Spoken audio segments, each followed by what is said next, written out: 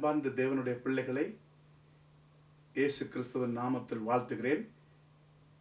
ECBN ஸ்தாபனத்தாரால் நடத்தப்படும் இயேசு கிறிஸ்துவுக்குள் புதுவாழ்வின் நிகழ்ச்சி மூலமாய் உங்களை மறுபடியும் சந்திப்பதில் பெரும் மகிழ்ச்சி அடைகிறேன். கர்த்தர் இந்த நாளை நமக்கு ஆசீர்வதித்து தந்திருக்கிறார். இந்த நாள் கர்த்தரால் உண்டு பண்ணப்பட்ட நாள். நிச்சயமாகவே நீங்கள் இதிலே மகிழ்ந்து களி கூறுவீர்கள். கர்த்தருக்குள் நாம் இருக்கிறோம், நாம் புது சிருஷ்டியாய் இருக்கிறோம், பழையவெல்லாம் ஒளிந்து போயினது என்று வேதம் சொல்கிறது. ஒருவன் கிறிஸ்துவுக்குள் இருந்தால் அவன் புது சிருஷ்டியாக இருக்கிறான், பழையவெல்லாம் ஒளிந்து போய்விடும். என்னை கேட்டுக்கொண்டிருக்கிற தேவ பிள்ளைகளே, அன்பான உள்ளங்களே, உங்களுடைய வாழ்க்கையிலே ஒரு புதிய காரியம் நடக்கும் என்று என்னுடைய உள்ளத்திலே நான் ஒரு தூண்டுதலோடு கூட இன்றைக்கு இந்த வார்த்தையை கொடுக்கும்படியாய் உங்கள் மத்தியிலே வந்திருக்கிறேன். நிச்சயமாகவே வேதம் சொல்லுகிறது, ஒருவன் கிறிஸ்துவுக்குள் இருந்தால் அவன் புது சிருஷ்டியாய் இருக்கிறான், பழையவெல்லாம் ஒளிந்து போய்விடும்.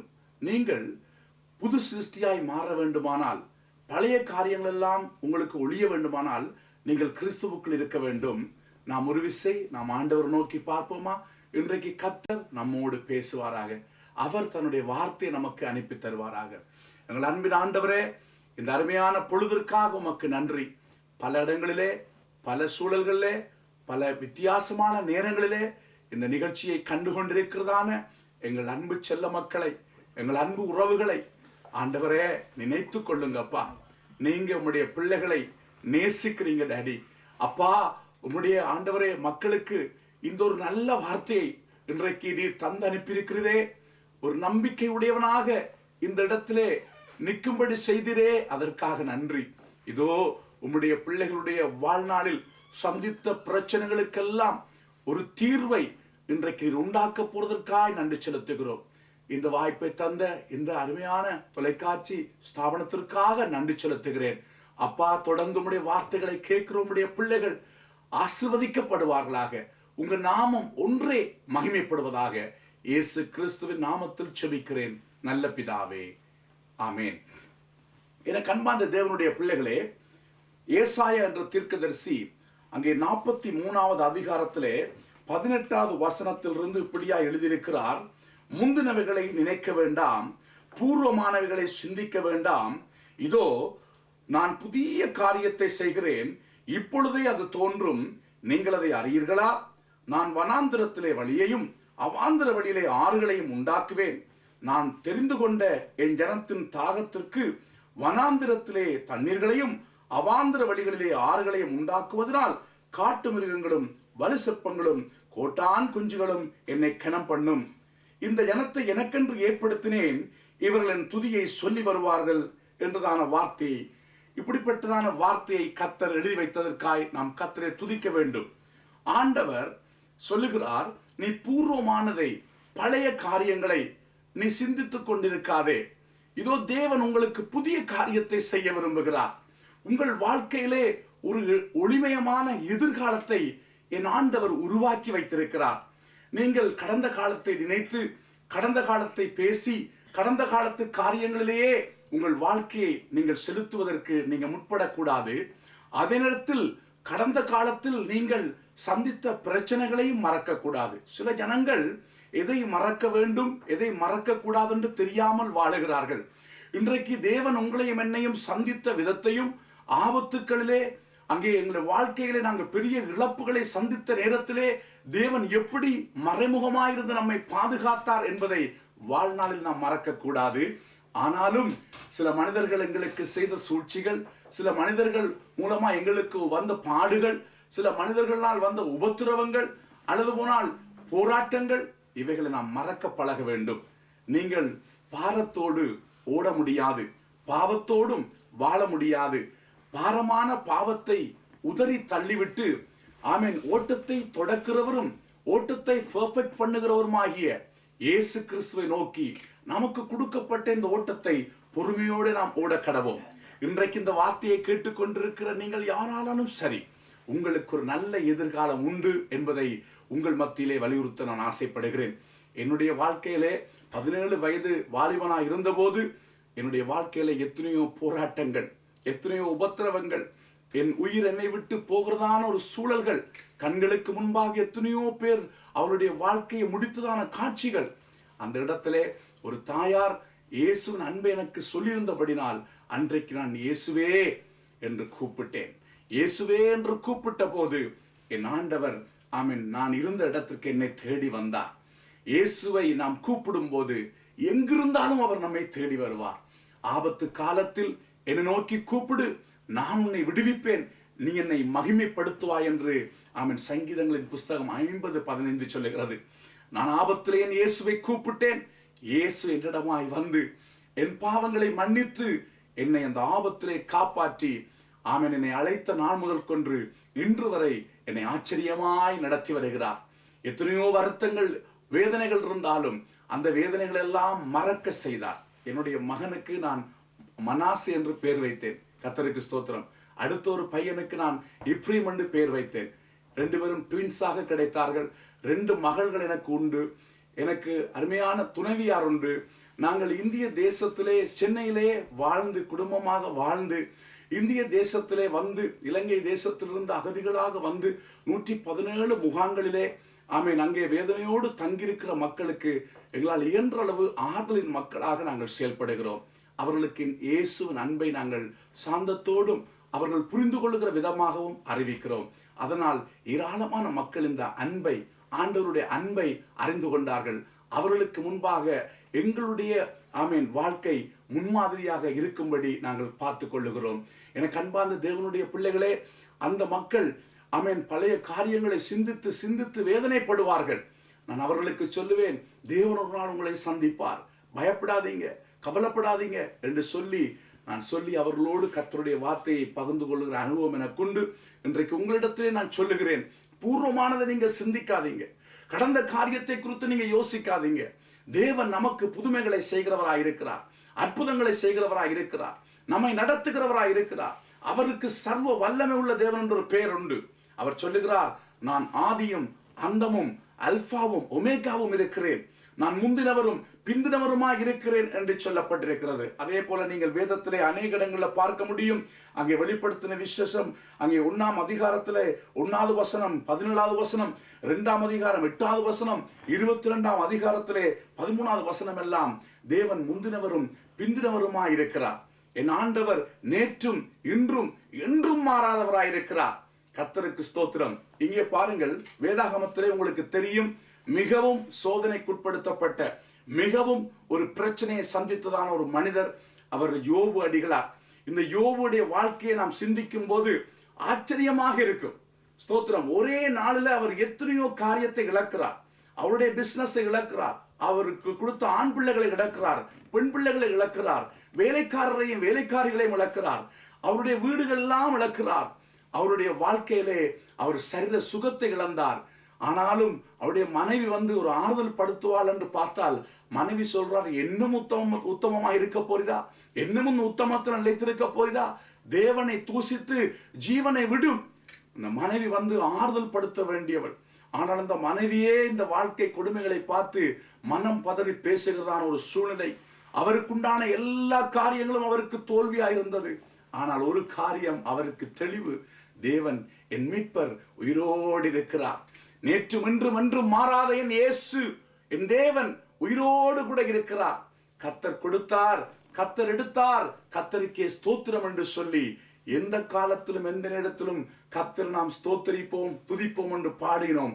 ஆனாலும் அவன் யோபு அதற்கு அவன் இணங்கி எந்த சூழ்நிலையிலும் அவர் தேவனுக்கு முன்பாக உத்தமமாக இருந்ததை பார்க்க முடியும். அப்படி அவர் இருந்ததினாலே யோபுடைய புஸ்தகம் 42:12 இப்படியா சொல்லுகிறது, கர்த்தர் யோபின் முன்னிலைமையை பார்க்கிலும் அவனுடைய பின்னிலைமையை ஆசீர்வதித்தார். என்னை கேட்டுக்கொண்டிருக்க தேவ பிள்ளைகளே, நீங்களும் பெரிய வீடு வளகளே வாழ்ந்திருக்கலாம், அல்லது பெரிய வசதி வாய்ப்போடோ செல்வ கொழிப்போடோ தேசத்திலே ஒரு பெரிய தொழில்களோட நீங்க வாழ்ந்திருக்கலாம். ஆனாலும் இன்றைக்கு கூட நீங்கள் வாழ்ந்து கொண்டிருக்கிற இந்த தேசத்திலையும் நீங்கள் ஆசீர்வாதமாய் வாழ்ந்து திடீரென்று ஒரு பிரச்சனையை நீங்கள் சந்தித்து உங்கள் வாழ்க்கையிலே பலவிதமான நஷ்டத்தோடும் கஷ்டத்தோடும் உபத்திரவத்தோடும் நெருக்கத்தோடும் நீங்கள் வாழ்ந்து கொண்டிருக்கலாம். நான் சொல்லுகிறேன், என் ஆண்டவர் மாறாதவர். என் ஆண்டவரை மாத்திரம், என் இயேசுவை மாத்திரம் நீங்கள் பற்றி பிடிப்பீர்களானால் நீங்கள் எந்த நிலையில் இருந்தாலும் உங்களை தூக்கி எடுப்பது என் இயேசுவுக்கு ஒரு கைவந்த கலை. அவரால் முடியாத காரியம் ஒன்றுமே இல்லை.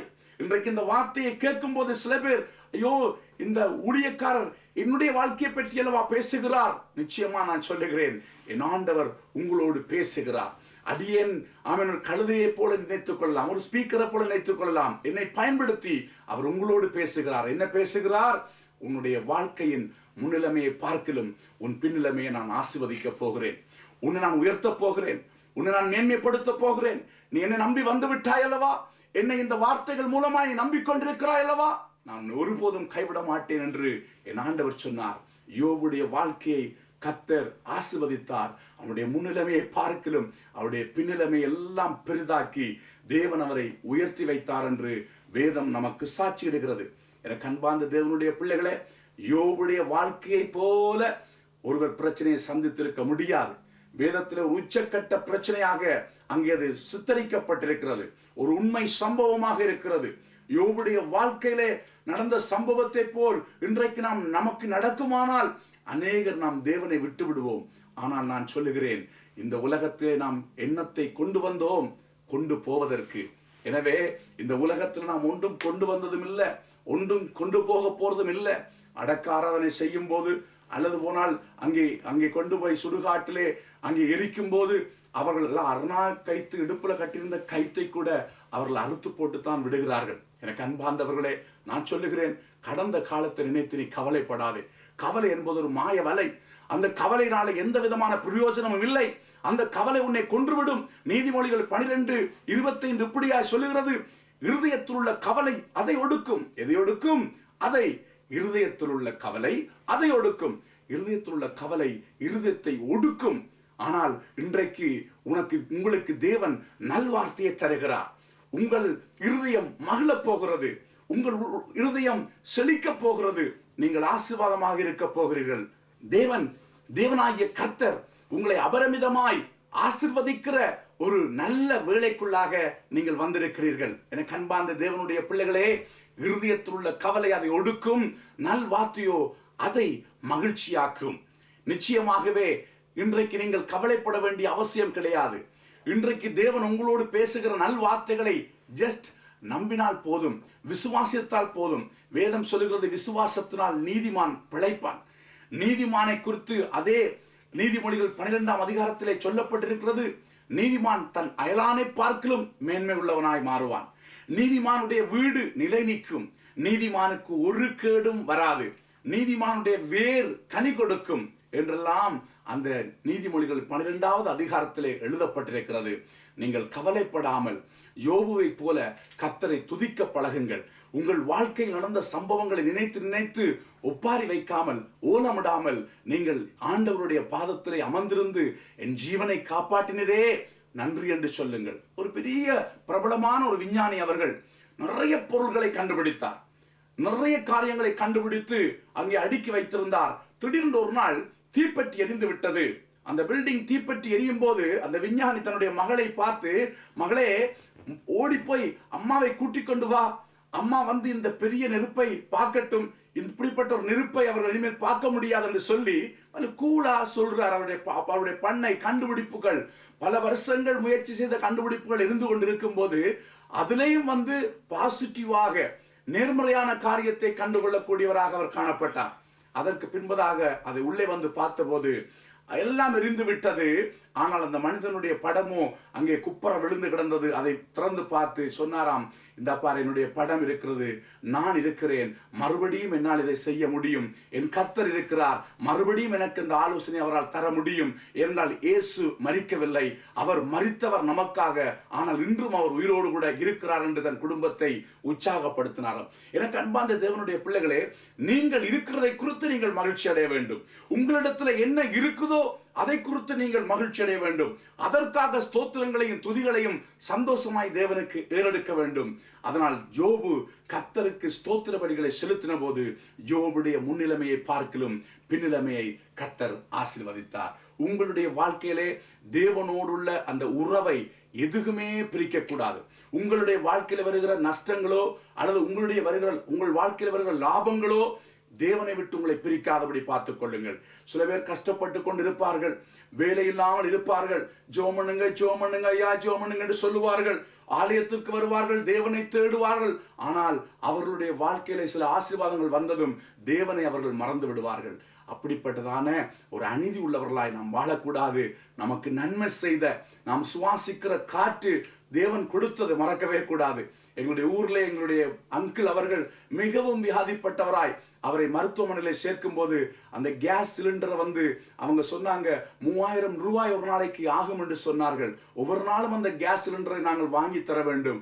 நாங்கள் மிகவும் கஷ்டமான நெருக்கமான சூழலில் இருந்தாலும் அவருடைய ஜீவனை காப்பாற்ற வேண்டும் என்றதற்காக நாங்கள் முயற்சி செய்த போது நான் சிந்தித்தேன், ஒரு நாளைக்கு 3000 ரூபாய் காற்று அவருக்கு தேவைப்படுதானால் இன்றைக்கு எத்தனை நாட்கள் நாங்கள் வாழ்ந்து கொண்டிருக்கிறோம். அந்த நாட்களுக்கான காற்றின் காசை கணக்கு பார்த்தாலே, ஆக்சிஜனின் காசை கணக்கு பார்த்தாலே எவ்வளவோ அவர் நமக்கு செலவு பண்ணுகிறார். உங்களுக்கு தெரியுமா, ஒரு நாளைக்கு தேவன் இந்த உலகத்தில் உள்ளதான பறவைகளுக்கெல்லாம் ஆகாரம் கொடுப்பதற்கு 60,000 கோடிக்கும் அதிகமாக தேவன் செலவு பண்ணுகிறார். எனக்கு அன்பார்ந்த தேவனுடைய பிள்ளைகளே, நீங்களும் நானும் அவருடைய சாயலிலே அவருடைய திட்டத்தினாலே படைக்கப்பட்டபடினால் நீங்கள் எதை குறித்தும் கவலைப்படக்கூடாது. நீங்க பூர்வமான காரியங்களை சிந்தித்துக் கொண்டோ அல்லது போனால் உங்களுக்கு வாழ்க்கையில வந்த அசம்பாவிதங்களை நினைத்து கொண்டோ வேதனைப்பட்டு கொண்டிருக்காதபடி, இதோ புதிய காரியத்தை செய்கிறேன் என்று சொன்ன, ஆமென், அவாந்திர வழியிலே ஆறுகளை உண்டாக்குவேன் என்று சொன்ன இயேசுவை நம்பி நீங்கள் முன்னேறும்படி நான் உங்களை பாசத்தோடு ஆமென் உங்களை அழைக்கிறேன். கர்த்தர் உங்களை ஆசீர்வதிக்க போகிறார். இரண்டாவதாக ஆகாய் 2ஆம் அதிகாரம் 9வது வசனம், முந்தின ஆலயத்தின் மகிமையை பார்க்கிலும் இந்த பிந்தின ஆலயத்தின் மகிமை பெரிதாக இருக்கும் என்று சேனைகளின் கர்த்தர் சொல்லுகிறார். இவ்விடத்திலே சமாதானத்தை கட்டளையிடுவேன் என்றும் சேனைகளின் கர்த்தர் உரைக்கிறார் என்று சொல்லி ஆகாய் 2:9 சொல்லுகிறது. என கண்பார்ந்த தேவனுடைய பிள்ளைகளே, என்னை கேட்டுக்கொண்டிருக்கிறதான கனத்துக்குரியவர்களே, மதிப்புக்குரியவர்களே, பாருங்கள் எவ்வளவு ஒரு அழகான வசனம். முந்தின ஆலயத்தின் மகிமையை பார்க்கிலும் இந்த பிந்தின ஆலயத்தின் மகிமை பெரிதாயிருக்கும். கர்த்தருக்கு ஸ்தோத்திரம். சில வேளையில நீங்க சில இடத்திலிருந்து சில ஊருக்கு நீங்க போயிருப்பீங்க. நீங்க சில ஊருக்கு போகும்போது அந்த ஊர்ல நீங்க போய் உங்களை கர்த்தர் மிஷனரியா வச்சிருந்து நீங்க உணருங்க. நீங்க அங்க இருக்கும்போது உங்களுக்கு பக்கத்துல ஒரு சின்ன ஆலயம் தான் இருக்கும். அந்த ஆலயத்துக்குள்ள நீங்க போங்க, உங்களை அந்த ஆலயத்தை வளர்ப்பதற்காக கர்த்தர் கொண்டு போனதை நீங்க உணருங்க. நீங்க அந்த ஆலயத்தில் இருக்கும்போது நான் அங்க இருந்தேன், இப்படி இருந்தேன், அப்படி இருந்தேன்னு சொல்லி நீங்க தேவையில்லாதபடி பேசாதபடி உங்களுக்கு கொடுத்த இந்த ஆலயத்தை வளர்ப்பதற்காக, அதிலே நீங்கள் உழைப்பதற்காக, அதிலே இணைந்து தேவனை ஆராதிப்பதற்காக உங்களை தேவன் வைத்தார் என்ற விஷயத்தை நீங்கள் புரிந்து கொள்ளுங்கள். என் ஆண்டவர் முந்தின ஆலயத்தின் மகிமையை பார்க்கிலும் பிந்தின ஆலயத்தின் மகிமையை ஆசீர்வதிக்கிற தேவனாக இருக்கிறார். இன்றைக்கு உங்களுடைய வாழ்க்கையிலே, உங்களுடைய ஜீவிதத்திலே தேவன் ஆமென் உங்களுக்கு ஒரு பிந்தின ஆசீர்வாதத்தை வைத்திருக்கிறார். முன்மாரியை நீங்கள் காணவில்லை, ஆனால் பின்மாரியை நீங்கள் காணுவதற்கு நீங்கள் ஆயத்தமாக மாற வேண்டும். எருசலேம் தேவாலயத்தை குறித்தும் அதற்கு பின்பதாக கட்டப்பட்டதான காரியத்தை குறித்தும், தேவனால் ஏற்படுத்தப்பட்ட இயேசு கிறிஸ்துவால் ஏற்படுத்தப்பட்டதான திருச்சபையை குறித்தும் அங்கே நாம் பார்த்தாலும் என் தேவனாகிய கர்த்தர் சொல்லுகிறார், ஆமென், முந்தின ஆலயத்தின் மகிமையை பார்க்கலும் இந்த பிந்தின ஆலயத்தின் மகிமை பெரிதாயிருக்கும். உங்களுடைய வாழ்க்கை இயேசு கிறிஸ்துவை அறிவதற்கு முன்பாக இருந்ததை பார்க்கலும் இயேசு கிறிஸ்துவை அறிந்த பின்பு இப்போது நீங்கள் வாழப்போற வாழ்க்கை மூலமாய் வருகிற ஆசீர்வாதங்கள் பெரிதாக இருக்கும் என்று சேனைகளின் கர்த்தர் சொல்லுகிறார். நீங்க சந்தோஷமா இருக்கிறீங்களா? கர்த்தருக்கு ஸ்தோத்திரம். ஆண்டவர் உங்களை ஆசீர்வதிப்பாருங்க. ஆண்டவர் உங்களை காண்கிற தேவனாய் இருக்கிறார். நம்முடைய தேவன் உயிருள்ளவராய் இருக்கிறார். நீங்கள் இந்த வார்த்தைகளை உற்று அவதானித்து கேட்டுக்கொண்டு இருக்கும் போதே அவர் உங்களை கண்டுகொண்டே இருக்கிறார். இந்த வார்த்தையை நீங்கள் கேட்டு விசுவாசிக்க விசுவாசிக்க உங்களுக்கு வேண்டிய ஆசீர்வாதங்களை அவர் தந்து கொண்டே இருப்பார். எனவே நான் சொல்லுகிறேன், வேதம் சொல்லுகிறது, முந்தின ஆலயத்தின் மகிமையை பார்க்கலும் இந்த பிந்தின ஆலயத்தின் மகிமை பெரிதாயிருக்கும். நாம் ஆமென் ஆலயத்தை கர்த்தரோடு சேர்ந்து கட்ட வேண்டும். தேவனுடைய ஆலயத்தை நாம் கட்ட வேண்டும். தேவன் உங்களை கட்டுவதற்கு, உங்களை கட்டி எழுப்புவதற்கு அவர் முயற்சிக்கும் போது நீங்கள் அவரோடு கூட சேர்ந்து இணைந்து ஒத்துழைப்பீர்களானால் உங்கள் வாழ்க்கை கட்டி எழுப்பப்படும். உங்கள் ஜீவிதத்திலே பெரிய மாற்றங்கள் வரும். அங்கே உங்கள் வாழ்க்கையிலே சமாதானம் காணப்படும். உங்கள் வாழ்க்கையிலே நிம்மதி காணப்படும். நீங்கள் உங்களை தேவனுக்காக ஒப்புக்கொடுங்கள். நான் முந்தி ஒரு காலத்தில் இப்படி இருந்தேன், நான் முந்தி இப்படிப்பட்ட காரியங்களை ஆராதித்தேன், இப்படிப்பட்ட வழக்கத்தில் ஊடாய் நான் கடந்து வந்தேன் என்றெல்லாம் நீங்க சொல்லிக் கொண்டிருக்கலாம். நானும் கூட அப்படித்தான் நான் சொல்லிக் கொண்டிருந்தேன். நாங்கள் சாமி கும்பிட்ட விதங்கள் எல்லாம் நான் சொல்லிக் கொண்டிருந்தேன். ஆனால் அப்படி பழைய காரியத்தை பேசியே நம் வாழ்க்கையை கடத்துவதற்கு அல்ல தேவன் நம்மை அழைத்தது. தேவன் நம்மை ஒரு புதிய ஆலயமாக மாற்றியிருக்கிறார். நீங்கள் தேவனுக்கென்று ஒரு புதிய ஆலயமாக காணப்படுகிறீர்கள். உங்களுக்குள்ளே தேவன் வாசம் பண்ண விரும்புகிறார். நீங்கள் தேவனுடைய பிள்ளைகளாக இருப்பதே ஒரு பெரிய பாக்கியம் என்று நீங்கள் அதை கருத வேண்டும். தேவனுடைய சொந்தம் என்று நீங்கள் சொல்ல முடியும். தேவன் உங்களை ஒரு பெரிய ஆசீர்வாதத்துக்கு அழைத்திருக்கிறார். பழைய சாபங்கள், பழைய வேதனைகள், பழைய கண்ணீர்கள், பழைய கவலைகள், பழைய எல்லா போராட்டங்களும் உங்கள் வாழ்க்கையில் மாறிப்போகும். தேவன் உங்களை மிகவும் கனப்படுத்துகிற நாட்கள் வரும். நீங்கள் துக்க நாட்கள் முடிந்து நீங்கள் மகிழ்ச்சியோடு கர்த்தரை தொழுது கொள்கிற நாட்களுக்காக தேவன் உங்களை அழைக்கிறார். தேவன் பாசத்தோடு உங்களை அழைக்கிறார். ஆமென். பழைய காரியத்தை பேசி, பழைய பிரச்சனையை பேசி நீங்கள் வேதனையோடு இருப்பதற்காக அல்ல, ஒரு புதிய ஆலயமாக நீங்கள் மாற வேண்டும் என்று சொல்லி என் தேவன் விரும்புகிறார். கர்த்தர் உங்களை ஆசீர்வதிப்பார். மூன்றாவதாக மிக முக்கியமான ஒரு காரியத்தை நாம் பார்க்க போகிறோம். யோவான் 2ஆம் அதிகாரம் 10வது வசனத்தில் எப்படி சொல்லுகிறது? எந்த மனுஷனும் முந்தி நல்ல திராட்சை ரசத்தை கொடுத்து ஜனங்கள் திருப்தி அடைந்த பின்பு ருசி குறைந்த திராட்சை ரசத்தை கொடுப்பான். நீரோ நல்ல திராட்சை ரசத்தை இதுவரைக்கும் வைத்து வைத்தீரே என்றார். கவனமா கவனிங்க. ஒரு கல்யாணம் வீடு நடக்குது, கானா ஒரு திருமணம். எல்லா திருமண வீட்டிலும் அந்த வசனம் பயன்படுத்துவார்கள். கானா ஒரு திருமண வீட்டுக்கு இயேசு கிறிஸ்து அழைக்கப்பட்டார். ஆமென். இயேசு கிறிஸ்துடைய தாயார் அழைக்கப்பட்டார்கள். இயேசு கிறிஸ்துடைய சீசர்களும் இயேசுவோடு கூட அங்கே கல்யாணத்துக்கு போனார். நான் சொல்லுகிறேன், குடும்பம், இளம் குடும்பங்களே, உங்கள் வாழ்க்கையிலே ருசியுள்ளதாய் உங்கள் வாழ்க்கை காணப்பட வேண்டுமானால் நீங்கள் இயேசு கிறிஸ்துவை அழைக்க வேண்டும். குடும்பத்திலே இயேசு கிறிஸ்துவை இன்வைட் பண்ண வேண்டும்.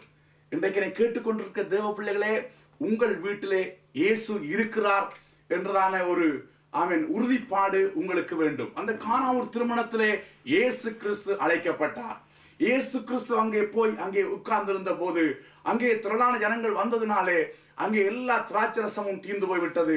அவருடைய கலாச்சாரப்படி அந்த திருமண வீட்டிலே அங்கே தீர்ந்து போன உடனே அங்கே ஒரு பெரிய வெட்கம் உண்டாக போகிறது, ஒரு பெரிய துக்கம் உண்டாக போகிறது. கல்யாண வீட்டிலே குறைபாடு வரும்போது கவலை உண்டாக போகிறது. உடனே மரியாள் அம்மா போய் சொல்லுகிறாங்க, இயேசு கிடத்துல சொல்லுகிறாங்க, அப்பா இங்கே திராட்சரசம் இல்லை என்று சொல்லும் போது, ஆண்டவர் வேலை வரவில்லை என்று சொன்னாலும் அடுத்த நிமிஷம் வேலைக்காரரை பார்த்து கச்சாடிகளுக்குள்ளே தண்ணீரை நிரப்புங்கள் என்று சொன்னார். அந்த 6 கச்சாடிகளுக்குள்ளே தண்ணீரை நிரப்புகிறார்கள். அந்த தண்ணீரை அவர் ஆசீர்வதித்து இதை கொண்டு போய் பரிமாறுங்கள் என்று சொன்ன போது அங்கே அந்த வீட்டில் ஒரு பெரிய ஒரு மகிழ்ச்சி உண்டாயிற்று. ஆச்சரியப்படத்தக்க ஒரு மகிழ்ச்சி உண்டாயிற்று. என்ன அது? முந்தின ரசத்தை பார்க்கலும் ஏசாமியின் ஆசீர்வதிக்கப்பட்ட இந்த ரசமானது ஒரு பெரிய சுவையுள்ளதாய் மாறினது. உங்களுடைய வாழ்க்கை, முந்தின வாழ்க்கை எப்படியோ கவலைப்படாதீங்க. இன்றைக்கு தேவன் உங்களை ஆசீர்வதிக்கும் போது உங்கள் வாழ்க்கை இனிமையாக மாறப்போகிறது. உங்களை முந்தி பலர் தூசித்திருக்கலாம், நிந்தித்திருக்கலாம், அவமானப்படுத்தியிருக்கலாம், கேவலப்படுத்தியிருக்கலாம். ஆனால் நீங்கள் இன்றைக்கு இயேசுவுக்கு உங்கள் வாழ்க்கையை கொடுப்பீர்களானால் நிச்சயமாக உங்கள் வாழ்க்கை மூலமாய் அநேகர் ஆசீர்வதிக்கப்படுவார்கள். நீங்கள் ஆசீர்வாதமாக இருப்பீர்கள் என்று நான் சொல்லிக் கொள்ளுகிறேன். நாம் ஒரு விசை கூட கண்களை மூடி தேவனை நோக்கி பார்ப்போம். ஆண்டவர் நம்மை ஆசீர்வதிக்கட்டும். தகப்பனே, நல்ல வேலைக்காக நன்றி ஆண்டவரே. இதோ முந்தினவர்களை நினைக்க வேண்டாம், பூர்வமானவர்களை சிந்திக்க வேண்டாம். இதோ புதிய காரியங்களை செய்கிறேன், இப்பொழுதே அது தோன்றும், நீங்கள் அதை அறியீர்களா? நான் வனாந்திரத்திலே வழியையும் அவாந்திர வழிகளிலே ஆறுகளையும் உண்டாக்குவேன் என்று சொன்னீங்களே. இன்றைக்கு கர்த்தாவே, யோபுடைய வாழ்க்கை மூலமாகவும் அந்த பிந்தின ஆலயம் என்று ஆகாயிலே உச்சரிக்கப்பட்ட ஆலயத்தின் மூலமாயும் ஆண்டவரே, திராட்சரசம், பிந்தின திராட்சரசம் ருசி உள்ளதென்றும் சொன்னீரே. இன்றைக்கு கடைசி காலங்களிலே என்னை கேட்டுக்கொண்டிருக்கிற இந்த அன்பு மக்களுடைய வாழ்க்கையை எழுப்புவீராக. இதுவரைக்கும் இல்லாத அளவு, இதுவரைக்கும் கண்டிராத ஒரு அற்புதமான தேவ மனிதர்களாய், தேவ பிள்ளைகளாய், சாட்சி உள்ளவர்களாய் இன்றைக்கு நீர் இந்த பிள்ளைகளை எழுப்புகிறீர். இன்றைக்கு இவர்களை சந்திக்கிறீர். உலகம் கண்டிராத ஆச்சரியமான காரியத்தை இந்த பிள்ளைகள் மூலமாய் உலகத்திற்குள்ளே கொண்டு செல்லும்படி நாங்கள் ஆமாண்டவரை ஜெபிக்கிறோம். ஆண்டவரே, உம்முடைய பிள்ளைகளுடைய வாழ்க்கையில் இருந்த கசப்புகள் எல்லாம் மாறட்டும், தொடர்ந்து உமக்காக ஓடட்டும். ஆண்டவரை, தூசியை தட்டி எழும்பி ஓடட்டும், பின்வாங்கி போன நிலைமைகள் மாறட்டும். இன்றைக்கு தான் இந்த வார்த்தையை கேட்டுக்கொண்டிருந்தால் இன்றைக்கு கர்த்தர் உங்களோடு பேசுகிறார். தேவனை நீங்கள் தேட வேண்டும். உங்கள் வாழ்க்கையை கர்த்தர் புதுப்பிக்கிறார். இதோ இந்த கிறிஸ்துவுக்குள் புது வாழ்வு என்ற நிகழ்ச்சி மூலமாய் உங்கள் வாழ்க்கையை கர்த்தர் புதுப்பிக்கிறார். உங்கள் வாழ்க்கையில் ஒரு மாற்றத்தை கர்த்தர் கட்டளையிடுகிறார். நீங்கள் ஆசீர்வாதமாகவே இருப்பீர்கள். கர்த்தர் உங்களையும் உங்கள் குடும்பத்தையும் ஆசீர்வதிப்பாராக. தேவன் தானே உங்களை மென்மேலும் உயர்த்தி உயர்ந்த அடைக்கலத்தில் வைப்பாராக. நீ சந்தித்த பிரச்சனைகள் எல்லாம் மறந்துவிடு சகோதரா. தேவன் ஒருவரும் உன்னை எட்டி பிடிக்காத இடத்தில் உன்னை உயர்த்தி வைப்பதை நீ காணுவாய். நீ கசப்போடு பாரத்தோடு பாவத்தோடு நீ முன்னேற முடியாது. இவைகளை சீப்போ என்று உதறி தேவனை நோக்கி தொடர்ந்து பயணம் செய். கர்த்தர் உன்னை ஆசீர்வதிப்பாராக. தகப்பனே, உம்முடைய பிள்ளைகள் மேலே உம்முடைய ஆசீர்வாதமும் கிருபையும் உம்முடைய மகிழ்ச்சியும் சந்தோஷமும் ஆனந்தமும் செழிப்பும் தங்கி இருக்கட்டும். தொடர்ந்தும் ஆண்டவரை அடியானை தாழ்த்துகிறேன். நான் சிறுகவும் நீர் பெருகவும் வேண்டும் என்று சொல்லி எல்லா துதிக நமகை உமக்கு செலுத்தி இயேசு கிறிஸ்துவின் நாமத்தில் ஜெபிக்கிறோம் நல்ல பிதாவே. ஆமேன், ஆமேன். எனக்கு அன்பார்ந்தவர்களே, இந்த நிகழ்ச்சியை நீங்கள் பார்த்து கொண்டிருந்தீர்கள். இந்த நிகழ்ச்சியிலே அடியேன் பேசும்படி கர்த்தர் வாய்ப்பு கொடுத்தார். இந்த அன்பு நிறுவனம் எனக்கு அதை தந்தது. இந்த நிகழ்ச்சியின் மூலமாக நீங்கள் ஆசீர்வதிக்கப்படுவீர்கள். உங்கள் வாழ்க்கை உயரும். ஒருவேளை உங்களுக்கு கேள்விகள் இருந்தால் அல்லது போனால் உங்களுக்கு அத்தியாவசிய ஜெப தேவைகள் இருந்தால் நீங்கள் தயவு செய்து எங்களோடு தொடர்பு கொள்ளலாம். நீங்கள் கீழே காணுகிற அந்த முகவரியில் தொடர்பு கொள்ளுங்கள். கர்த்தர் உங்களை அபரிமிதமாய் ஆசீர்வதிப்பார். நீங்கள் ஆசீர்வாதமாகவே இருப்பீர்கள். நன்றி, ஸ்தோத்திரம்.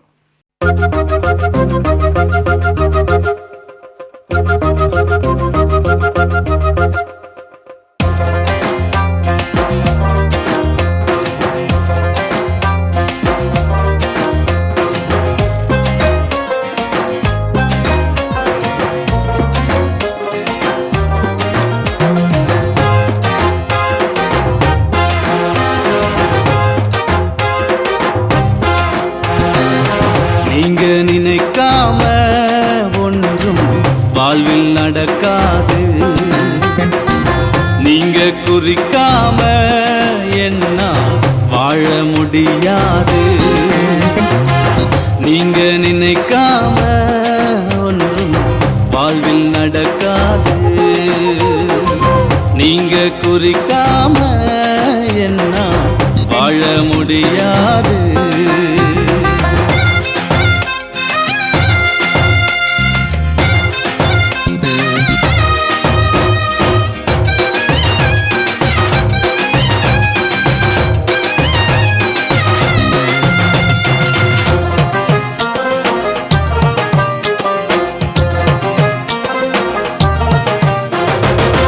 எளியவன் என்னை குப்பையில் எடுத்து பிரபுக்களோடு அமரச் செய்தி. எளியவன் என்னை குப்பையில் எடுத்து பிரபுக்களோடு அமரச் செய்தி. நான் இனி தரித்திரனாவதில்லை, ஆசீர்வாதம் என்றும் குறைவதில்லை. நான் இனி தரித்திரனாவதில்லை, ஆசீர்வாதம் என்றும் குறைவதில்லை. ஆசீர்வாதம் என்றும் குறைவதில்லை. நீங்க நினைக்காம ஒன்றும் வாழ்வில் நடக்காது. நீங்க குறிக்காம என்ன வாழ முடியாது.